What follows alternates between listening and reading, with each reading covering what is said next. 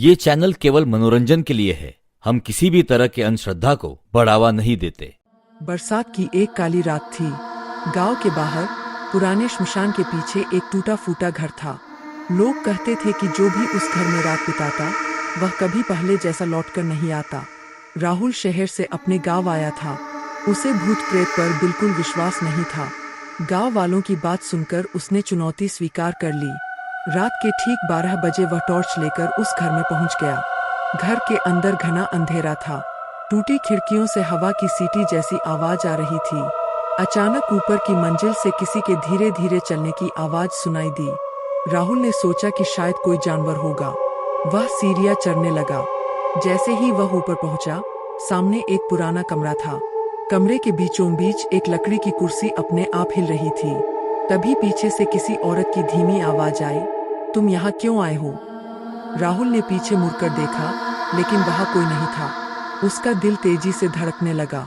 तभी दीवार पर लगे पुराने आईने में उसे अपने पीछे सफेद साड़ी पहने एक औरत दिखाई दी। उसने घबराकर पीछे देखा, लेकिन वहाँ फिर भी कोई नहीं था। अचानक आईना अपने आप टूट गया। पूरे कमरे में ठंडी हवा फैल गई। टॉर्च बंद हो गई और अंधेरे में किसी के रोने की आवाज गूंजने लगी। राहुल भागने के लिए मुड़ा, लेकिन सीढ़ियां गायब थीं। कुछ ही पल बाद वही औरत उसके सामने प्रकट हुई। उसकी आंखें पूरी तरह काली थी और चेहरा राख से ढका हुआ था। उसने कहा, 25 साल पहले इसी घर में मेरे साथ धोखा हुआ था। जिसने भी सच जानने की कोशिश की वह यही रह गया। राहुल डर के मारे कांपने लगा। तभी उसे एक पुरानी डायरी मिली।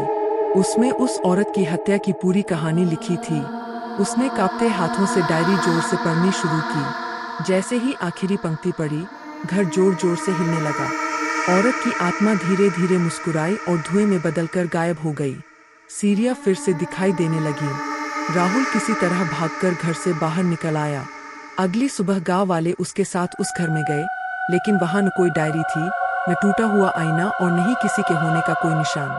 आज भी जब बरसात की रात में उस घर के पास से कोई गुजरता है, तो ऊपर की खिड़की में सफेद साड़ी पहने एक औरत दिखाई देती है और धीमी आवाज में कहती है, सच जानने की हिम्मत है तो अंदर आओ।